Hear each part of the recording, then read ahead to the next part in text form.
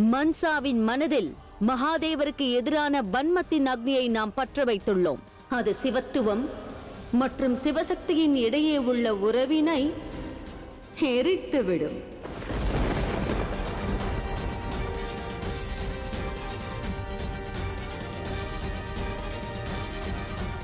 அவ்வாறு நடக்க வாய்ப்பில்லை.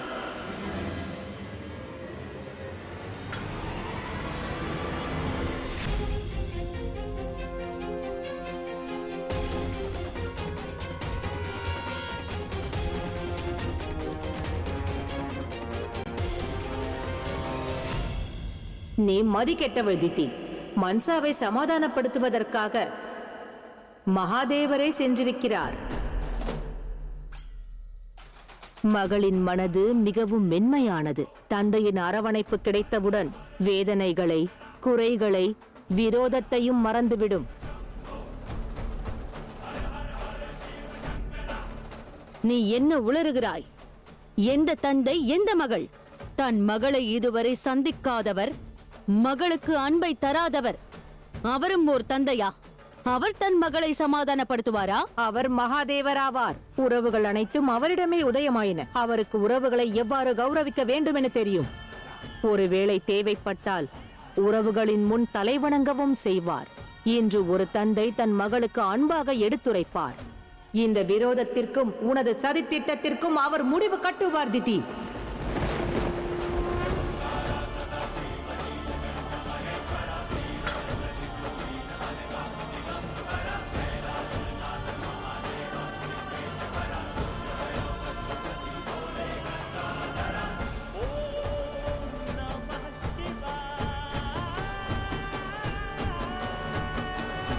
இது நாள் வரை எந்த தந்தையின் அன்பு மன்சாவிற்கு கிடைக்கவில்லையோ அது அவளுக்கு கிடைக்கும். மன்சாவின் மனதில் இது நாள் வரையில் தந்தையின் அன்பிற்காக ஏக்கம் இருந்தது. இன்று அவளது ஏக்கத்திற்கு முடிவுண்டாகும். மகாதேவர் ஆலகால விஷத்தை பருகியவர் என்பதை மறவாதே. அப்படிப்பட்டவருக்கு மகளின் நெஞ்சில் உள்ள நஞ்சு ஒரு பொருட்டா? இன்று மகாதேவர் தனது புதல்வியை ஆறத் தழுவுவார். இவ்விரோதத்திற்கு முடிவு கட்டுவார். மன்சாவின் மனதிலுள்ள ஆலகாலத்தை அன்பென்ற அமிர்தம் கொண்டு அவர் மாற்றுவார்.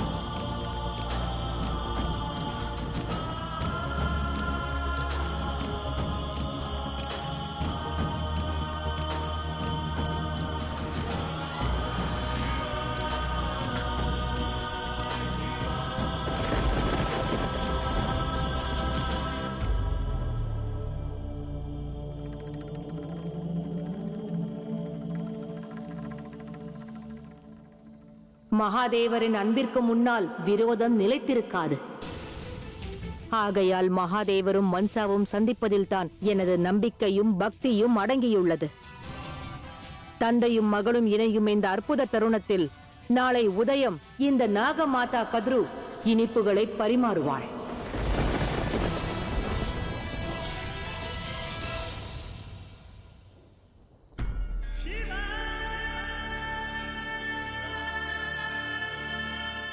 கூறுங்கள் மகாதேவா, எதற்காக இங்கு வந்தீர்கள்?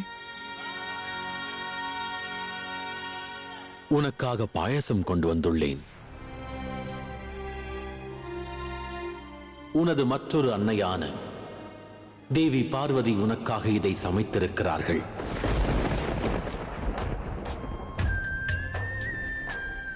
பெற்றுக்கொள்.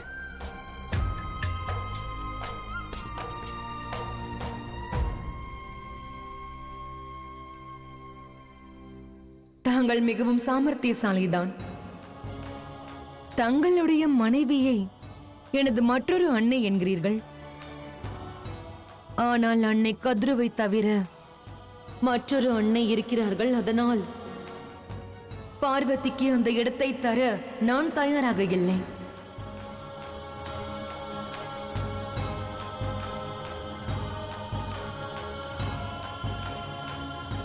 மன்சா, உன் மனதில் புதைந்திருக்கும் கசப்பினை போக்கவே இந்த பாயசம் கொண்டு வந்தேன். இதை உண்பதினால் உன் மனதிற்கு மட்டுமல்ல, நம் உறவிற்கும் இனிமை சேர்க்க விரும்புகின்றேன். பாயசம் என்றால் உனக்கு விருப்பம்தானே? சாப்பிடு. அமைதி பேச்சுவார்த்தையா இது? இதை எவ்வகையில் நீ எடுத்துக்கொண்டாலும் மாபெரும் யுத்தம் நிகழ்ந்த பிறகு அமைதிதானே நிலவும்.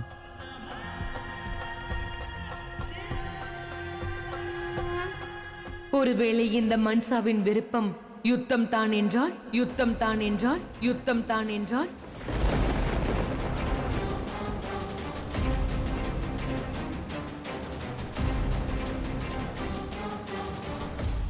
எடுத்துரைப்பதும் யுத்தத்தை தடுக்க முயல்வதும் எனது கடமையாகும் மன்சா. அதை நான் நிச்சயம் நிறைவேற்றுவேன். நினைவிருக்கட்டும் மன்சா, யுத்தம் எவ்வித சங்கடத்திற்கும் தீர்வாகாது. யுத்தத்தால் எப்பொழுதும் எவருக்கும் எப்பலனும் கிடையாது.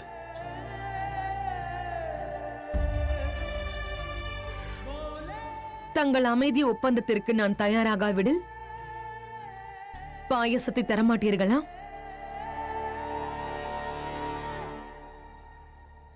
இல்லை.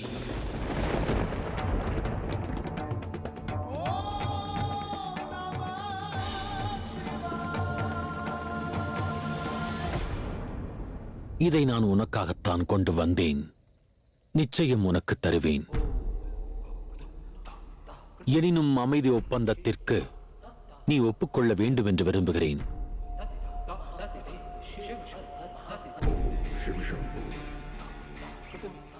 நீ வெற்றி பெற விரும்புகிறாய் அல்லவா? நான் உனக்கு வாக்களிக்கிறேன். இந்த அண்ட சராசரத்தின் முன்னிலையில் நான் உன்னை வெற்றியாளராக அறிவிப்பேன். என் தோல்வியையும் நான் ஏற்றுக்கொள்வேன்.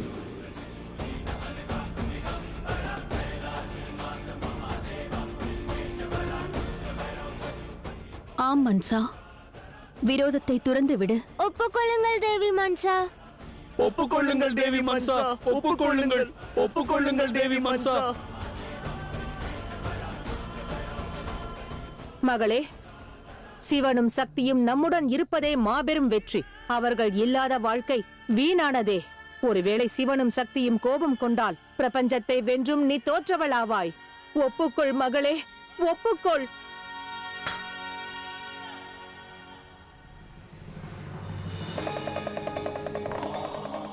பெற்றுக்கொள் மன்சா. பிரபஞ்சத்தின் சிவனானவன் தன் தோல்வியை ஒப்புக்கொள்கிறான். தன் தோல்வியை ஒப்புக்கொள்கிறான். தன் தோல்வியை ஒப்புக்கொள்கிறான்.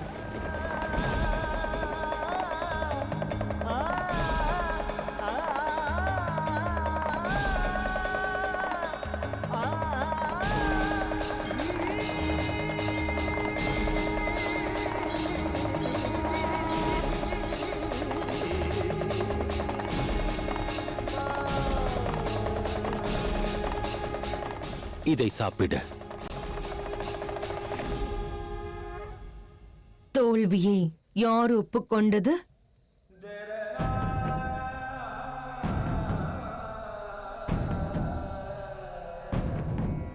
பிரபஞ்சத்தின் சிவனாக ஒரு தந்தையாக தோல்வியை ஒப்புக்கொள்கிறேன்.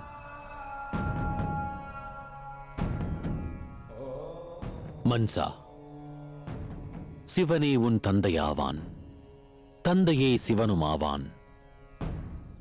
மேலும் நான் இப்போது என் மகளிடம்தானே தோற்றேன். நான் தங்களது புதல்வி அல்ல.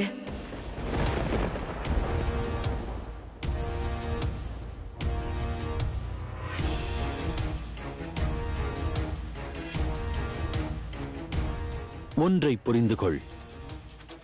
அண்ட சராசரத்தில் உள்ள அனைத்து ஜீவராசிகளும் மானிடரோ அல்லது விலங்குகளோ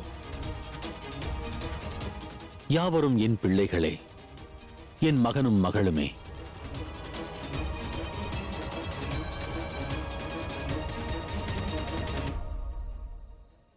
எடுத்துக்கொள். நான் உன்னை மகளே என்று அழைப்பதை நீ விரும்பாவிட்டால் அவ்வாறு அழைக்க மாட்டேன்.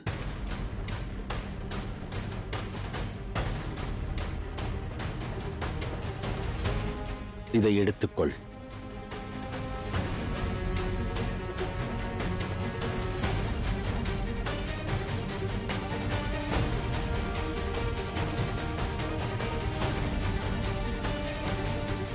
ஜெய கோஷத்தை தலை நிமிர்ந்தல்ல, தலை வணங்கியபடி கூற வேண்டும். மன்சா தேவி வாழ்க! மன்சா தேவி வாழ்க!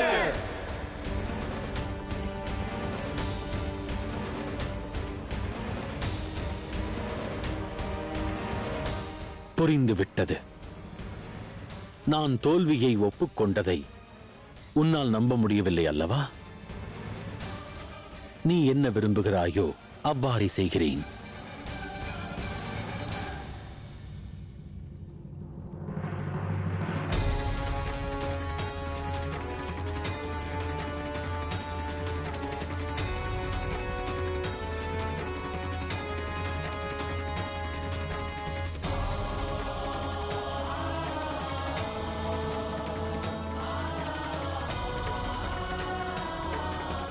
நீ விரும்புவது இதைத்தானே?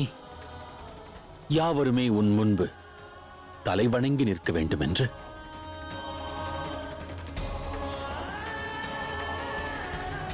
பெற்றுக்கொள். இப்பிரபஞ்சத்தின் சிவன் இப்பொழுது மகள் முன்னிலையில் தலை வணங்கி நிற்கிறான்.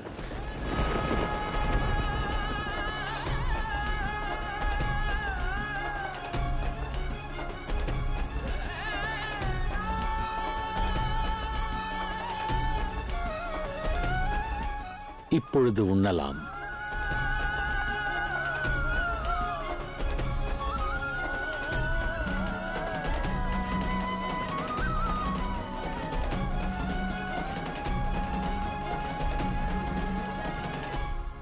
நாராயணா, என்ன இது?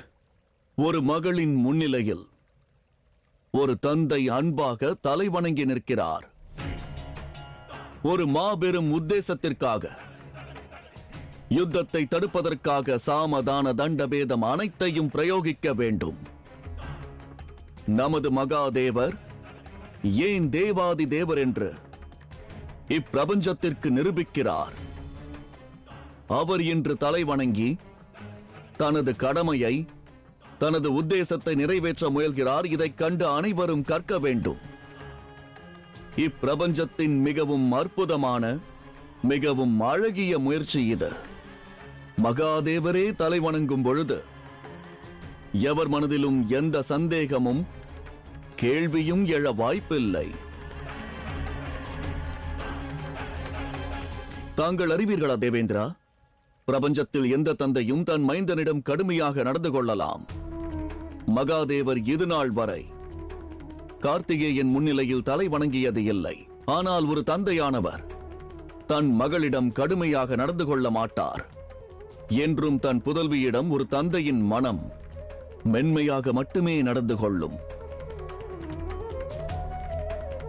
அதை எடுத்துக்காட்டும் வகையில்தான் மகாதேவர் மன்சா முன்னிலையில் தலை வணங்குகிறார். என்றும் ஒரு தந்தை தன் புதல்வியிடம் அன்பை செலுத்துகிறார். அது தன்னலமற்ற அன்பு. மன்சா, உன் தந்தை உன் முன்னே சரணடைந்து விட்டார். ஆகையால் இந்த யுத்தத்தை முடித்துவிடு. விரோதத்தை மறந்துவிடு. ஆம் தேவி மன்சா, யாரை தங்கள் விரோதி என்று கருதுகிறீர்களோ அந்த தந்தையை ஏற்றுக்கொள்ளுங்கள்.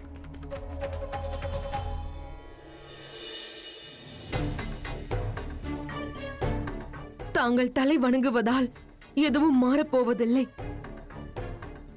தங்கள் மீது நான் கொண்டுள்ள வன்மத்திற்கு இது முடிவும் அல்ல.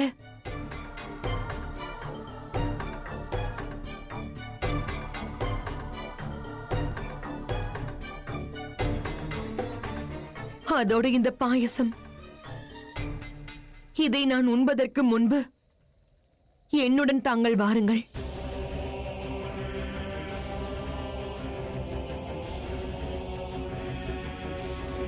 நிச்சயமாக செல்வோம். எங்கு செல்ல வேண்டும் என்று கேட்க மாட்டீர்களா? எவர் மீது நமக்கு சந்தேகம் உள்ளதோ அவரிடம்தான் கேள்வி எழுப்ப வேண்டும், நம்பிக்கை கொண்டவரிடம் அல்ல. உன் மீது எனக்கு முழு நம்பிக்கை இருக்கிறது மகளே. மன்சா, அது மட்டுமல்லாது அமைதி ஒப்பந்தத்திற்காக நான் தோல்வியை ஏற்றேன். இனி கேட்க என்னவிருக்கிறது? என்னை நீ எங்கு அழைத்துச் சென்றாலும் நான் வருவேன். சரி, புறப்படுவோம்.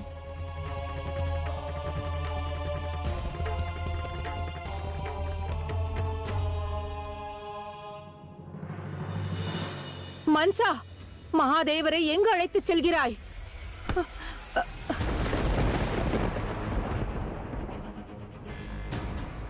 இது நாள் வரை உன்னை பாராட்டும் வகையில் நீ ஏதும் செய்யவில்லை. ஆனால் இன்று உன்னை நான் பாராட்டுகிறேன். ஆதிசேஷனாகட்டும் வாசுகி நாகமாகட்டும், இவர்களை போன்ற மாவீர நாகங்களை பெற்றவள் நீ. ஆனால் உனது மைந்தர்கள் தேவர்களுக்கும் மும்மூர்த்தியர்களுக்கும் சேவை செய்கிறார்கள். ஆயினும் உன் மகள் மிகவும் துணிச்சலானவள். இவளை பெற்றதற்காக நான் உன்னை பாராட்டுகிறேன். உனது மகள் மன்சாவை நீ பெற்றெடுத்து நற்காரியம் செய்திருக்கிறாய். மன்சா மகாதேவரை எங்கு அழைத்துச் சென்றாலும் எவராலும் தடுக்க இயலாது.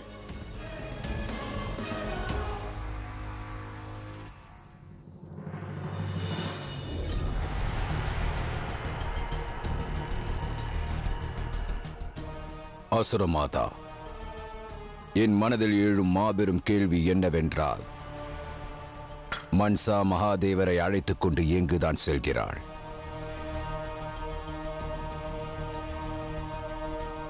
நாராயணா, தேவி மன்சா மகாதேவரை எங்கு அழைத்துச் செல்கிறார்? இது ஏதேனும் புதிய பிரச்சனைக்கான துவக்கமா? காரண காரியம் இன்றி மகாதேவர் ஏதும் செய்ய மாட்டார். இதற்கு பின்னும் ஏதோ ஒரு உத்தேசம் நிச்சயம் இருக்கும். மனமுடைந்த மகளுடன் மகாதேவர் இப்பொழுது செல்கிறார். தன் மகள் முன்னிலையில் அவர் சரணடைந்து விட்டார். சரணாகதி உண்மையாக இருந்தால் பிறகு வினா எழுப்ப வேண்டிய அவசியமில்லை. மன்சா முன்னிலையில் மகாதேவர் முழுமையாக சரணடைந்து விட்டார். ஆகையால் மன்சா அவரை எங்கு அழைத்துச் சென்றாலும் மகாதேவர் அங்கு நிச்சயம் செல்வார். அதோடு இச்சம்பவம் தந்தை மகளுக்கு இடையே உள்ள உறவினை எடுத்துக்காட்டும் வகையில் இருக்கும். எடுத்துக்காட்டும் வகையில் இருக்கும். எடுத்துக்காட்டும் வகையில் இருக்கும்.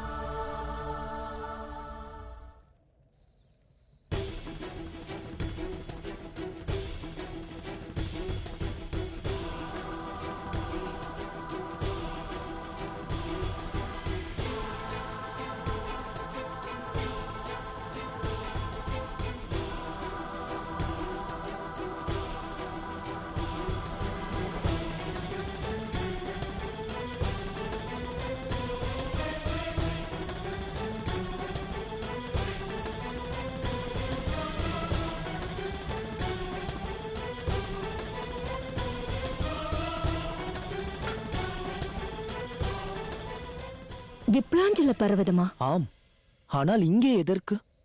தனிமை.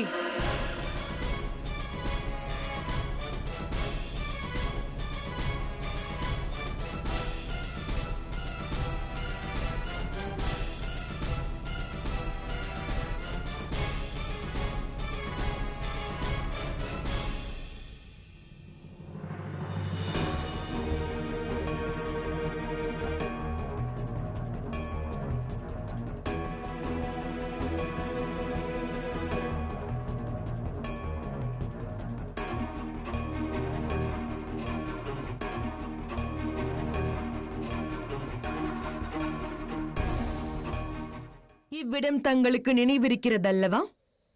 ஆம், விப்லாஞ்சல பர்வதம். நம் வாழ்க்கையில் சில இடங்கள் இவ்வாறு கடந்த காலத்துடன் இணைக்கப்பட்டு விடுகிறது.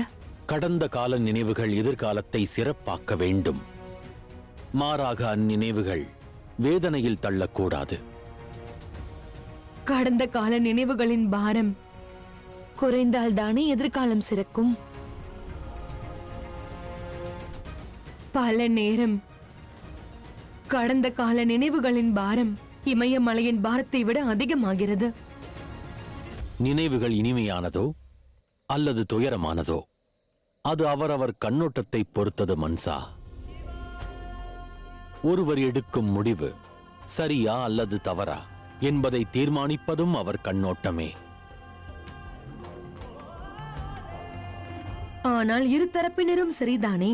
எனக்கு சரி என்று படுவது தங்களுக்கு தவறாக தெரியலாம், தங்களுக்கு சரியாக தென்படுவது எனக்கு தவறாக தென்படலாம். இவ்வாக்குவாதமும் அவரவர் கண்ணோட்டத்தை பொறுத்ததே. விளக்கிக் கூறுகிறேன். ஒருவேளை ஒரு சிறுவன் தன் வயிற்றுப் பசியை போக்கிக் கொள்ள உணவை திருடுகிறான் என்றால் அப்பொழுது அச்சிறுவனின் கண்ணோட்டத்தில் பசி மட்டுமே உண்மையாக தென்படும். ஆனால் நீதிபதிக்கு தென்படும் சத்தியம் அவன் திருடியதே. சத்தியம், அசத்தியம் இவை அனைத்தும் ஒருவரது செயலை பொறுத்தது.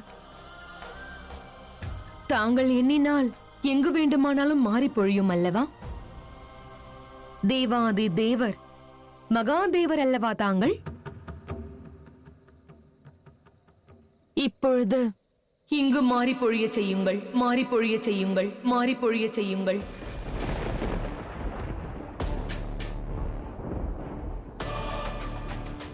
நான் தங்களிடம் கூறவிருப்பது அப்பொழுதுதான் விளங்கும்.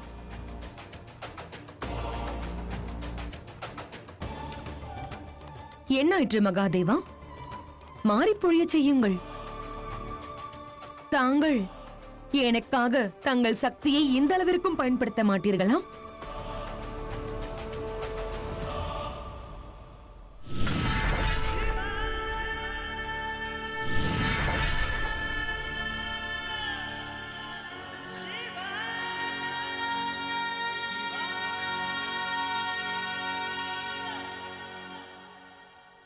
மன்சா, நீ என்ன செய்ய முயல்கிறாய்? வேண்டாம், அவ்வாறு செய்யாதே. மன்சா, நில். அவளை தடுக்காதீர்கள்.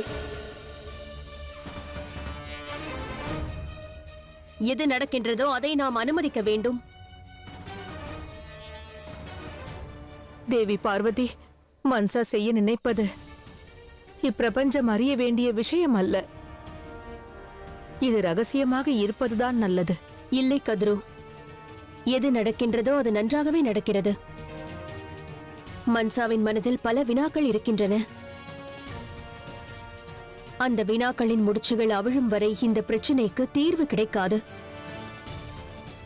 முடிச்சுகள் அவிழ்ந்த பிறகு உண்மை என்னவென்பதை அவளே புரிந்து கொள்வாள்.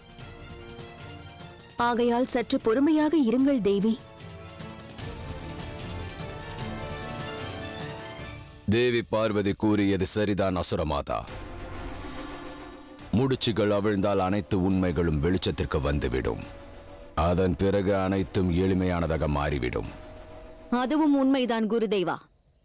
வெல்லப்போவது மகாதேவரின் யுக்தியா அல்லது மன்சாவின் வன்மமா என்று இருவரும் பொறுத்திருந்து பார்ப்போம். அதைத் தவிர வேறு வழியில்லை. ஒருவேளை மன்சா இன்று தோற்றுவிட்டால் எனக்கு அதில் கவலை இல்லை அசுரகுரு. அசுரகுலம் வேறு வீரனை கண்டறியும்.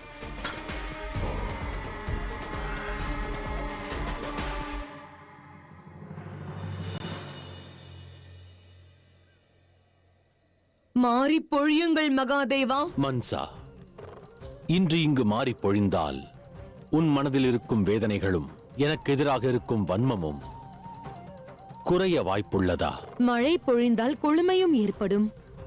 அதே மழை வெள்ளத்தையும் கொண்டு வரும். தாங்கள் பானத்தை செலுத்துங்கள் மகாதேவா. தாங்களே அதை உணருங்கள்.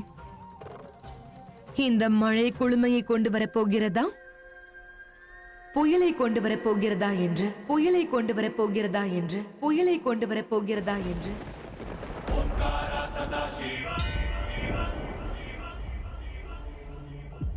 மழை பொழியச் செய்யுங்கள் மகாதேவா.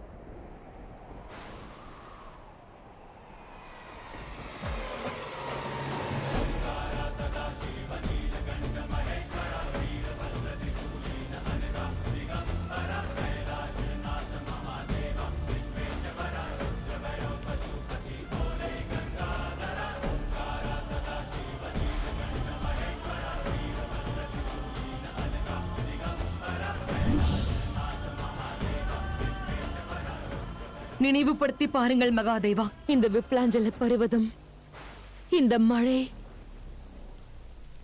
இது தங்களுக்கு எதை நினைவூட்டுகிறது?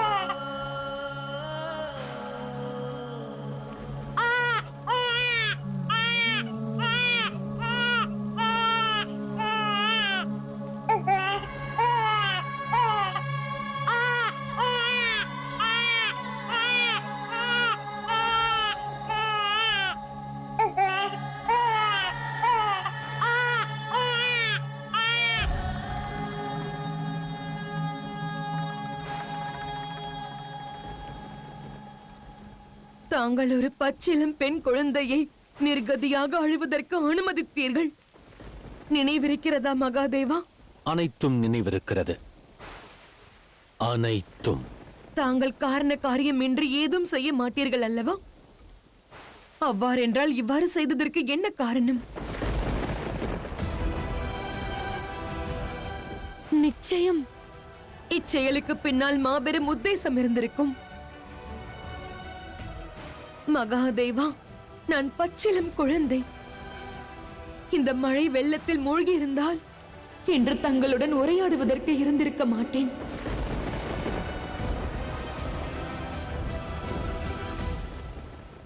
எனது விதியில் வேறொன்று எழுதப்பட்டிருந்தது. அன்று இரவு ஒரு சர்ப்பம் வந்து என்னை காப்பாற்றியது. அதோடு என்னை நிர்கதியாக விட்டு சென்றது யார் என்று எனக்கு எடுத்துரைத்தது.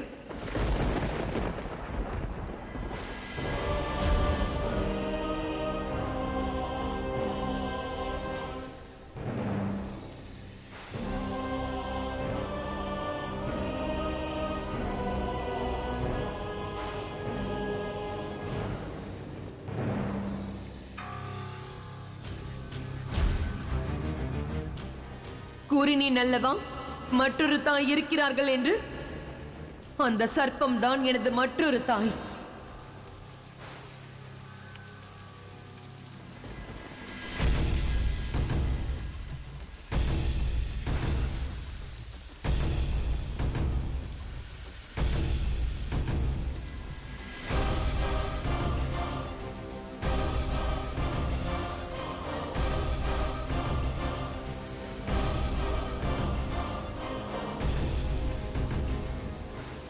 அன்று இரவு என்னை காப்பாற்றிய இந்த சர்ப்பம் என் தாய்.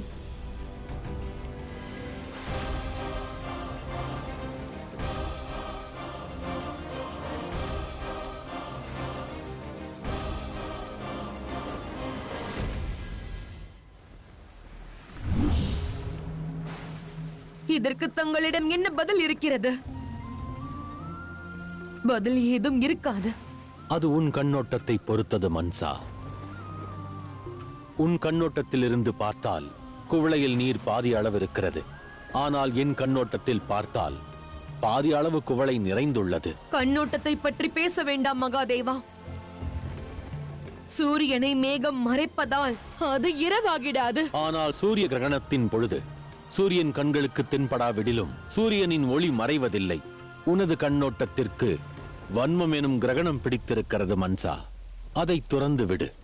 தங்களுக்கு நான் அமைதி ஒப்பந்தம் செய்வேன் என்று இப்பொழுதும் நம்பிக்கை உள்ளதா?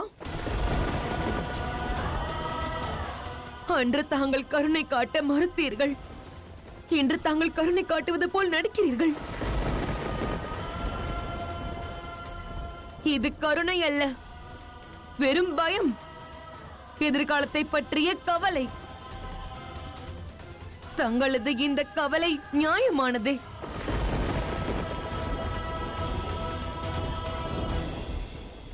அன்று நீ என் செயலுக்கான காரணத்தை அறிய மாட்டாய் மன்சா. நீ ஜனனித்த பொழுது உன் உடலில் இருந்து உதித்த ஒளி உன்னை எங்கே வைத்தாலும் அந்த இடத்தை எரித்து சாம்பலாக்கியது.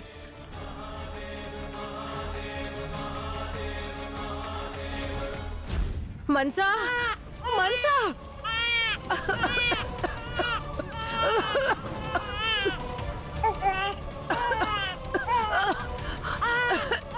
மன்சா!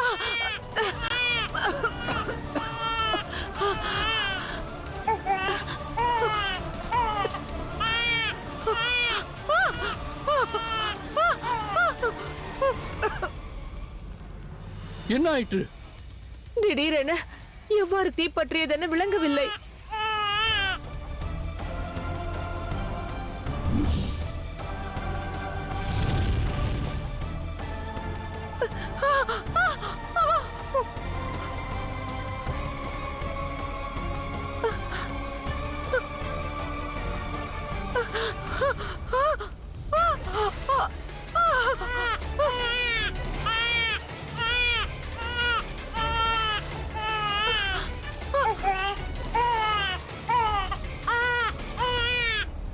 இந்த குழந்தையிலிருந்துதான் அக்னி உதயமாகிறது. இனி என்ன செய்வது? இந்த குழந்தையை தூக்குங்கள்.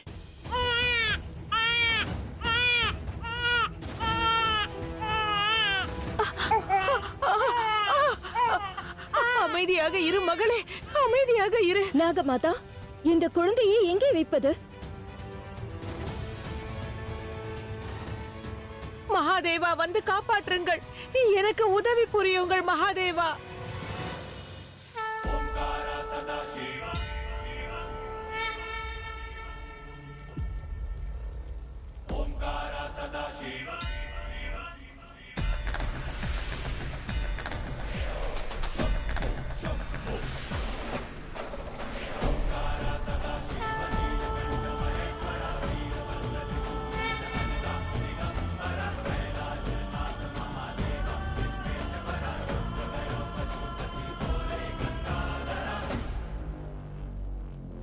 இவளை பார்த்தீர்களா மகாதேவா?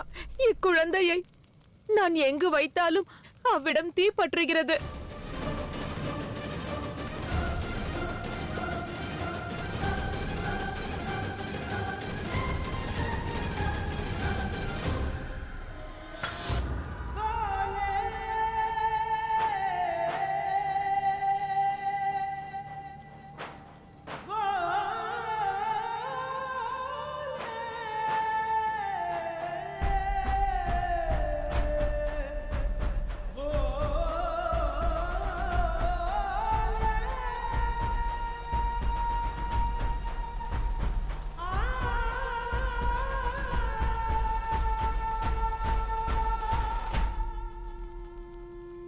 மாறி பொழியட்டும், மாறி பொழியட்டும், மாறி பொழியட்டும். இக்குழந்தையின் வெப்பம் தணிய வேண்டும். இந்த அதீத வெப்பம் சமநிலைக்கு வர வேண்டும்.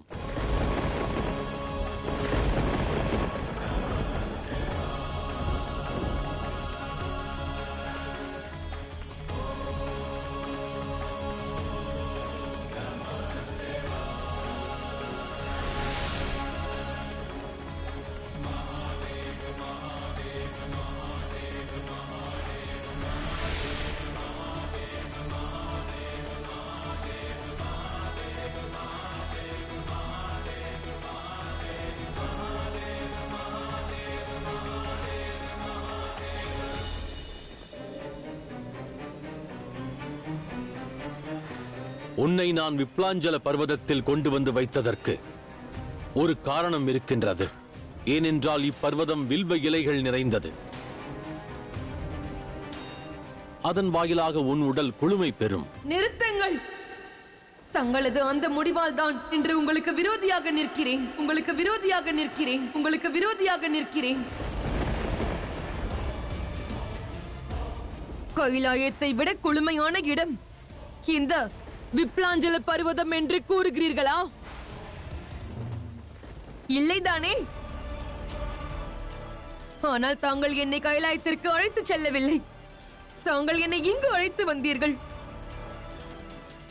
இது தாங்கள் செய்த முதல் தவறாகும். முதல் தவறாகும். முதல் தவறாகும்.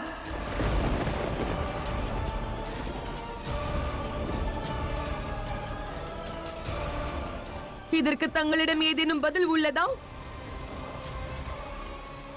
சிந்தியுங்கள். அதுவரை பாயசத்தை உண்கிறேன்.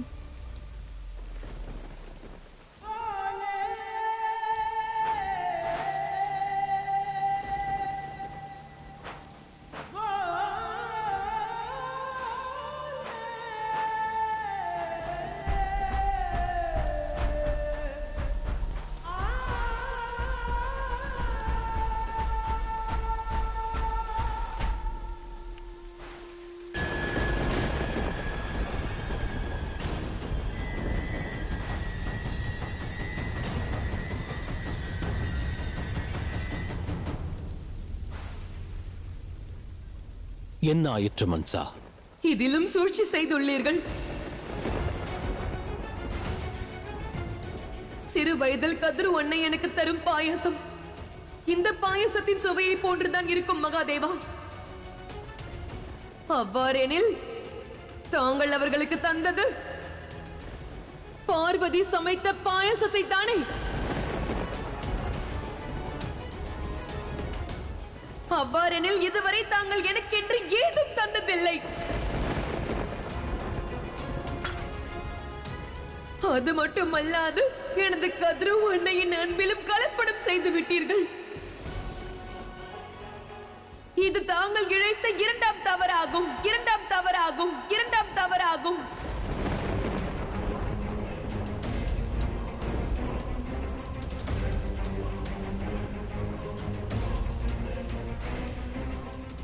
தங்களுடைய இந்த தவறுகளுக்கு தங்களால் விளக்கம் அளிக்க இயலுமா மகாதேவா? தர இயலாதென்றால் இங்கிருந்து புறப்படுங்கள். தர இயலாதென்றால் இங்கிருந்து புறப்படுங்கள்.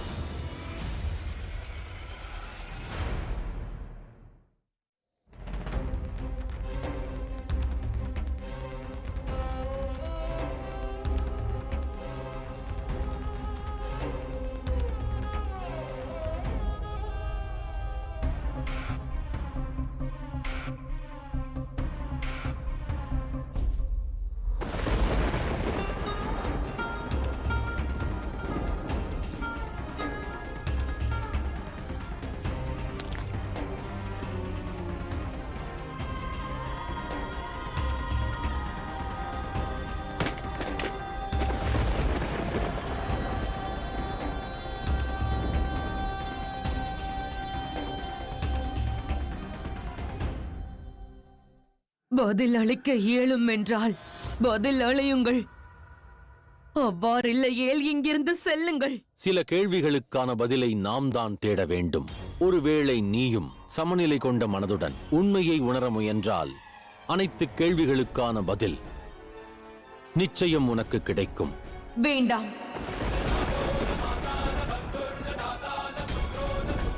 வீரர்களே, வீரர்களே,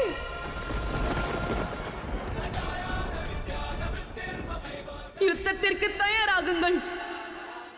மகாதேவர் மீதான என் விரோதத்திற்கு யுத்தம் ஒன்றுதான் தீர்வு. விரோதத்திற்கு யுத்தம் ஒன்றுதான் தீர்வு.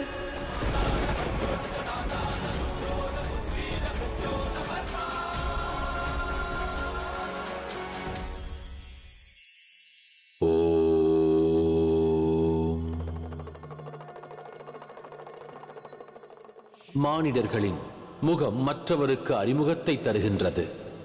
முகத்தை கண்டவுடன் அவர் யார் என்று பிறர் அறிந்து கொள்கிறார்கள். கண்களால் மனதில் உள்ளதை பிறர் புரிந்து கொள்கின்றனர். ஆனால் முகம் நமக்கு அறிமுகத்தையே தருகின்றது, நமக்கான அடையாளத்தை அல்ல. நாம் உரைக்கும் வார்த்தைகளும் செயலும் தான் அடையாளத்தை தரும். ஆனால் பிறரிடம் நமக்கான அடையாளத்தை நாம் எவ்வாறு தெரிவிப்பது? நம் வார்த்தைகளாலா, ஆற்றும் செயல்களாலா, அல்லது பரோபகாரத்தாலா?